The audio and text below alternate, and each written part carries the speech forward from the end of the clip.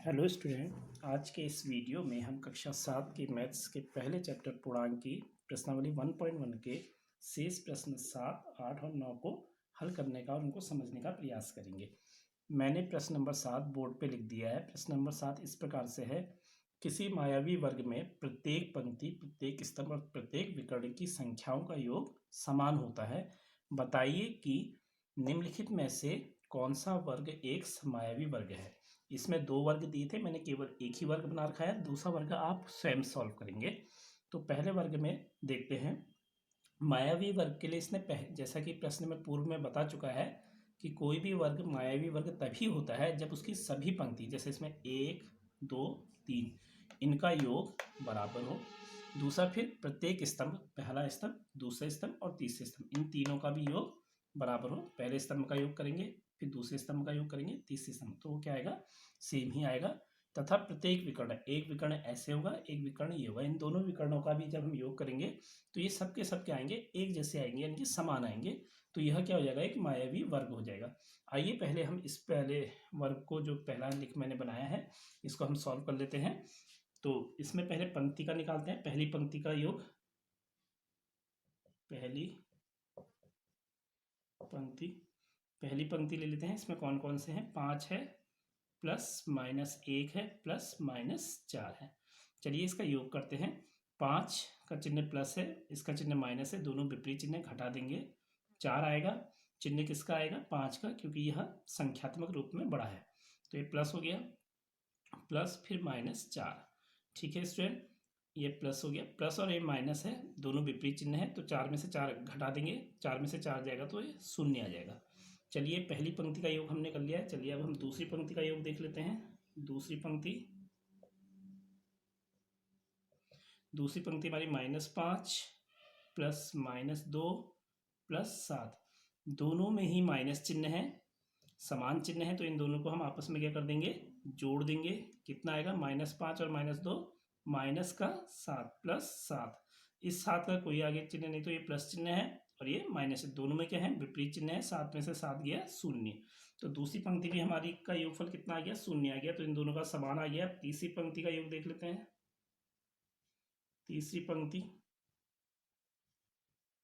तीसरी पंक्ति में हमारा है 0 प्लस 3 प्लस -3। ये देखिए 0 प्लस 3 -3, इन दोनों का विपरीत चिन्ह है। देखो ये -3 है, +3 है, तो ये घट जाएंगे। 3 में से 3 गया 0, ये आगे से 0 था, 0 प्लस 0 यानी कि 0, ये भी क्या आ गया, 0 आ गया। इन तीनों पंक्तियों का योगफल क्या है, सेम है।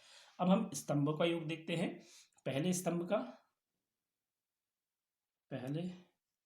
स्तंभ में, ठीक है स्टूडेंट, मैंने ऊपर लिख दिया है पहला स्तंभ। पहले स्तंभ में देखिए 5 प्लस -5 प्लस 0, यह प्लस का 5 है और यह माइनस का 5 है, तो घटा देंगे। 5 में से 5 जाएगा 0 प्लस 0 यानी कि 0 आ गया, पहले स्तंभ में हो गया। चलिए अब हम दूसरे स्तंभ में देखते हैं। दूसरे स्तंभ में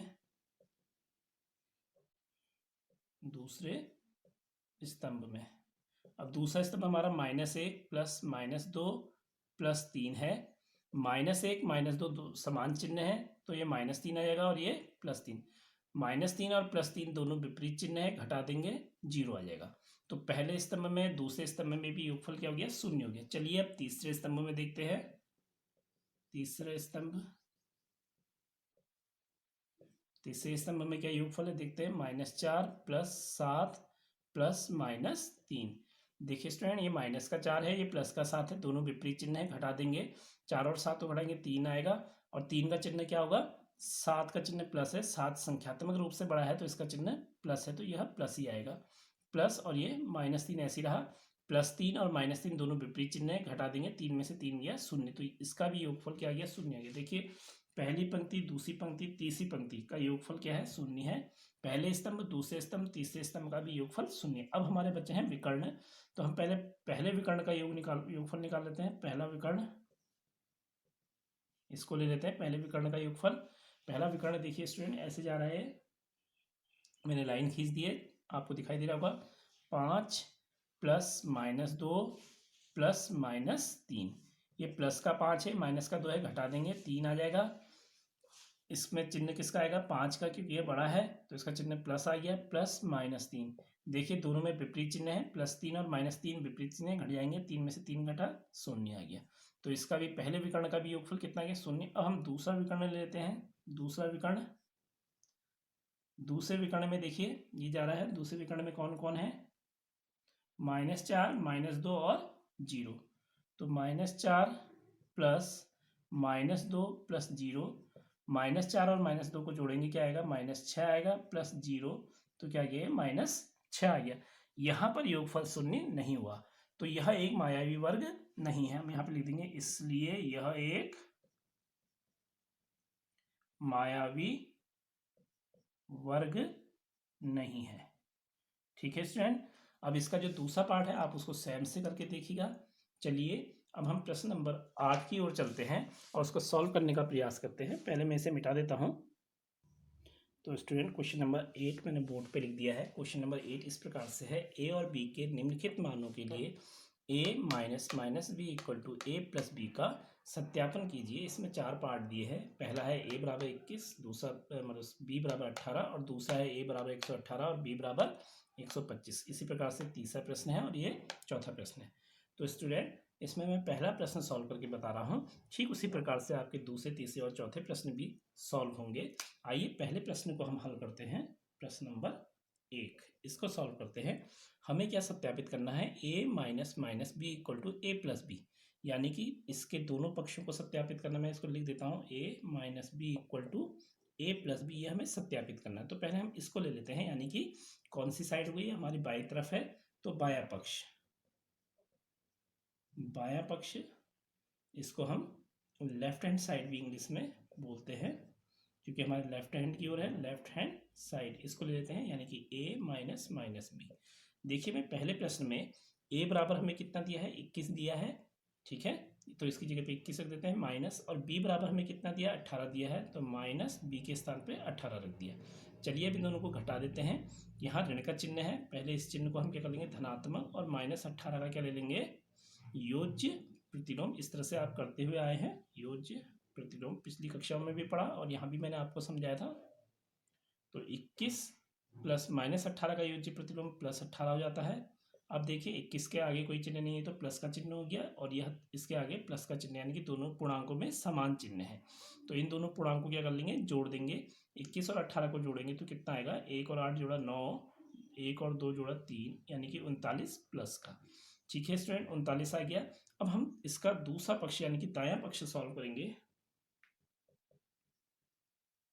दायां पक्ष हमारा क्या है, पहले लिख लेते हैं। दायां पक्ष यानी कि अंग्रेजी में इसको हम क्या बोलेंगे, राइट हैंड साइड, और इसको हम लिखेंगे a प्लस बी। फिर वही a के स्थान पे हमारा कितना है 21, प्लस b के स्थान पे कितना है 18, दोनों में समान चिन्ह है, जोड़ देंगे कितना आ जाएगा 39। देखिए स्टूडेंट इसका बायां पक्ष और दायां पक्ष बराबर आ गया है, तो हम यहाँ पे लिख देते हैं अतः बायां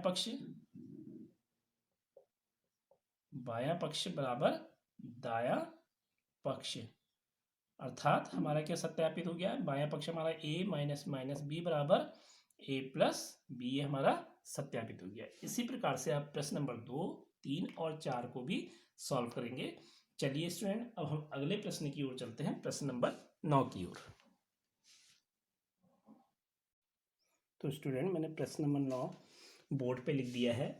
प्रश्न नंबर 9 इस प्रकार से है, पानी में एक तालाब के अंदर की ओर सीढ़ियां है, एक बंदर सबसे ऊपर वाली सीढ़ी यानी कि पहली सीढ़ी में बैठा है, पानी 9वीं सीढ़ी पर है। अब इसमें भी 3 पार्ट हैं। पहला पार्ट मैंने यहाँ पे लिखा है, वह एक छलांग में 3 सीढ़ियां नीचे की ओर और अगली छलांग में 2 सीढ़ियां ऊपर की ओर जाता है, कितनी छलांगों में वह पानी के स्तर तक पहुंच पाएगा। तो स्टूडेंट अगर वो बंदर जो है पहली सीढ़ी में बैठा है और उसको 9वीं सीढ़ी में जाना है, यानी कि कितनी सीढ़ी उतरनी है उसको, केवल 8 सीढ़ी उतरनी। कहाँ की ओर जाना है, नीचे की ओर, और नीचे की दिशाओं को हम किससे दिखाते हैं, ऋणात्मक से।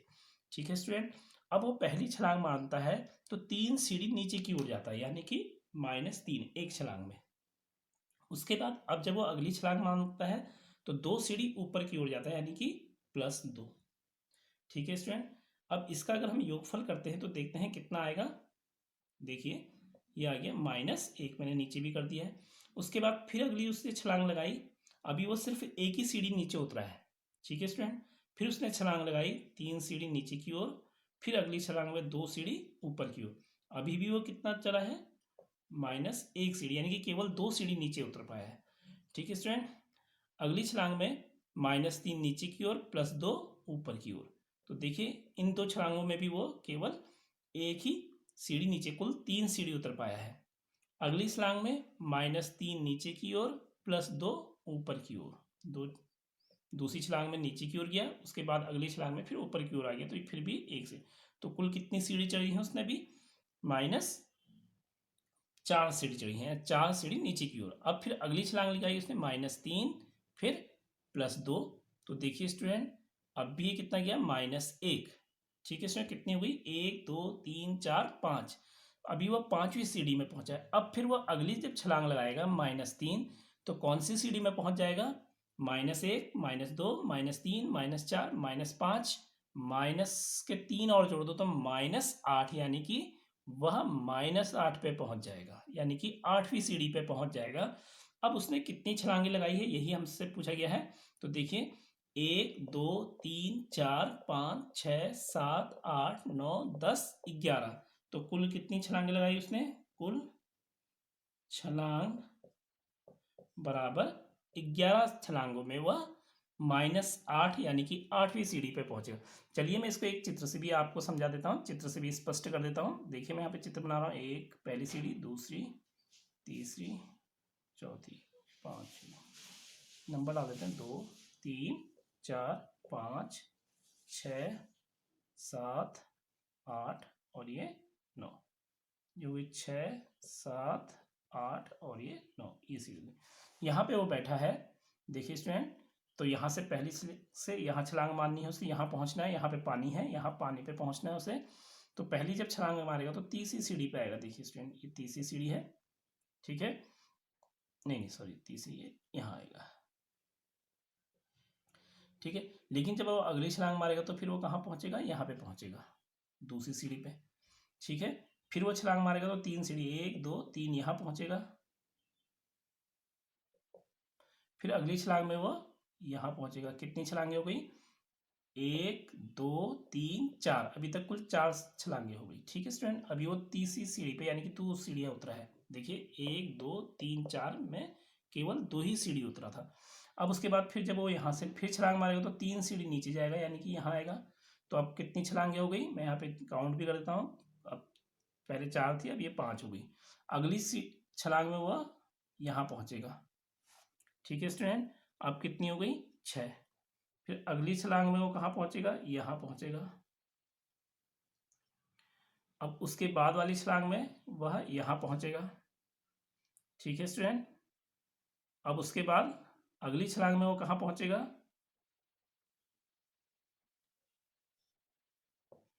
यहाँ पहुँचेगा 8 में। फिर उसके बाद 8 के बाद अगली छलांग में पहुँचेगा यहाँ, और फिर लास्ट वाले में 1 2 3 सीढ़ी बची, केवल एक ही छलांग लगाएगा, उसमें तीसरी सीढ़ी में पहुँच जाएगा। तो 1 2 3 4 5 6 7 8, मैं बाकी मैंने लिखी नहीं थी, 9 10 और ये 11। देखिए गिन लेते हैं, 1 2 3 4 5 6 7 8 9 और ये 10 और ये 11। तो यहाँ पे कितनी आ गई, 11 छलांगे उसने लगानी पड़ी, ठीक है स्टूडेंट। लास्ट वाली में केवल वो वाली सीढ़ी पे पहुंचता है, यहाँ से 1 2 3 सीढ़ी बचती है, तो यहाँ से वो छलांग यहाँ लगा देता है, तो इसमें पहुंच जाता है, ठीक है स्टूडेंट। आइए अब हम इसका सेकंड पार्ट भी थोड़ा समझ लेते हैं। पहले मैं इसे मिटा देता हूँ। वैसे सेकंड पार्ट भी सेम इसी प्रकार से है। देखिए स्टूडेंट मैंने इसका सेकंड पार्ट लिख दिया है। सेकंड पार्ट क्या है, पानी पीने के पश्चात वह वापस जाना चाहता है। इस कार्य के लिए वह एक छलांग में 4 सीढ़ी ऊपर जाता है और अगली ही छलांग में वो 2 सीढ़ी वापस नीचे की ओर जाता है। कितनी छलांगों में वो वापस सबसे ऊपर वाली सीढ़ी पर पहुंचेगा। अब ऊपर के लिए हम किससे दिखाते हैं, धनात्मक से। कितनी सीढ़ियाँ चढ़नी है उसको, 8 सीढ़ियाँ। तो हमारा योगफल क्या आना चाहिए, 8। देखिए +4 एक छलांग में, अगली छलांग में -2। तो कितनी सीढ़ी चढ़ दी उसने 2 छलांगों में, प्लस और माइनस दोनों में विपरीत चिन्ह घटा देंगे तो +2। प्लस का मतलब ऊपर की ओर 2 सीढ़ी। फिर अगली छलांग में उसने +4 4 सीढ़ी ऊपर जाएगा और उसके बाद वाली छलांग में 2 सीढ़ी नीचे की ओर जाएगा। फिर उसने कितनी सीढ़ी चढ़ दी, +2। कितनी छलांगे लगा दी हैं, 4। ठीक है स्टूडेंट, और अभी तक केवल 4 सीढ़ी चढ़ी हैं। अब देखिए फिर +4 फिर -2, कितनी सीढ़ी चढ़ दी उसने, प्लस फिर 2, कितनी आ गई हैं, सॉरी स्टूडेंट यहाँ पे अब जब नहीं मारेगा, देखिए यहाँ पे 8 हमारा यहीं पर ही हो चुका है। 1 2 3 4 5 6 7 8, तो 8 सीढ़ी हो चुकी है। ठीक है स्टूडेंट, देखिए इसको जोड़ के देख लेते हैं। इन दोनों का योगफल +2, इन दोनों देखिए प्लस और ये माइनस चिन्ह है, विपरीत चिन्ह घटा देंगे, +2 और ये +4, इन दोनों का योग, इन सब का योगफल +8 आ गया है, यानी कि +8 ऊपर की ओर, 8 सीढ़ियाँ ऊपर की ओर चढ़ लिया। तो कितनी छलांगे मारी इसने, 1 2 3 4 और 5, तो कुल छलांगे हमारी कितनी आ गई यहाँ पे, 5। अगर आप चित्र से समझना चाहते हैं, चित्र बना लेते हैं। 1 2 3 4 5 6 8 9, इसको नंबरिंग यहाँ से कर लेते हैं। यहाँ पे बैठा था 1 2 3 4 5 6 8 9, यहाँ जाना है। पहली छलांग में देखिए 1 2 ऊपर की ओर को जाएगा, ये 1 2 3 4 यहाँ पहुँचेगा पहली छलांग में। ठीक है स्टूडेंट, फिर अगली छलांग में 2 सीढ़ी इधर को आ जाएगा, ये नहीं ये ऊपर आएगा। पहले यहाँ पे था 1 2 3 4, अच्छा यहाँ पे आएगा ये, और 2 सीढ़ी ये वापस आएगा। जब यहाँ पे पहुँचेगा तो फिर छलांग मारेगा ये, लेकिन 2 सीढ़ी कहाँ पे आ जाएगा, नीचे की ओर आ जाएगा। केवल 2 ही सीढ़ी चढ़ पाएगा ये, यहाँ पे आ जाएगा। ठीक है स्टूडेंट, फिर अगली सीढ़ी में फिर 4 सीढ़ी जाएगा ये, तो 4 सीढ़ी जब ये ऊपर चलेगा तो यहाँ पे है 1 2 3 4, यहाँ पे आ जाएगा। लेकिन अगली छलांग में फिर ये 2 सीढ़ी यहाँ पे आ जाएगा। 2 सीढ़ी कहाँ पे है, ये है, तो ये यहाँ पे पहुँच जाएगा। ठीक है स्टूडेंट, फिर अगली छलांग में 4 सीढ़ी, 1 2 3 4, ये पहुँच गया। तो कितनी छलांगें लगानी पड़ी, कुल 5। देख ले, गिन लेते हैं, 1 2 3 4 5, तो केवल 5 छलांगों में वापस पहली वाली सीढ़ी में पहुँच गया। ठीक है स्टूडेंट, इसका अगला क्वेश्चन मैं उसको करते हैं, उसको समझ लेते हैं। तो स्टूडेंट इस क्वेश्चन का मैंने थर्ड पार्ट भी लिख दिया है। थर्ड पार्ट इस तरह से है, यदि नीचे की ओर पार की गई सीढ़ियों की संख्या को ऋणात्मक पूर्णांक से निरूपित किया जाता है और ऊपर की ओर पार की गई सीढ़ियों को धनात्मक पूर्णांक से निरूपित किया जाता है, तो निम्नलिखित को पूरा करते हुए भाग 1 और भाग 2 में उसकी गति को निरूपित कीजिए। यह हम पहले क्वेश्चन में, पहले और सेकंड पार्ट में कर चुके हैं। इसको भी हमने कर दिया है, इक्वल टू -8 मैंने आपको करके दिखाया था, और इसको भी हमने कर दिया। आइए अब इसका ए पार्ट क्या कहता है, में योग -8 सीढ़ियों की नीचे जाने की ओर को निरूपित करता है, तो योग बी में योग 8 किसको निरूपित करेगा, यह 8 सीढ़ी ऊपर की ओर को निरूपित है। 8 सीढ़ी, इसका उत्तर हो जाएगा 8 सीढ़ियां ऊपर जाने को निरूपित करेगा। ठीक है स्टूडेंट, तो ये आप, आशा करता हूं कि आपको प्रश्न नंबर 9 भी समझ में आ गया होगा। अगर आपको यह वीडियो पसंद आया तो इसे लाइक कीजिए, चैनल को सब्सक्राइब कीजिए, वीडियो को शेयर कीजिए और कमेंट कीजिएगा। धन्यवाद।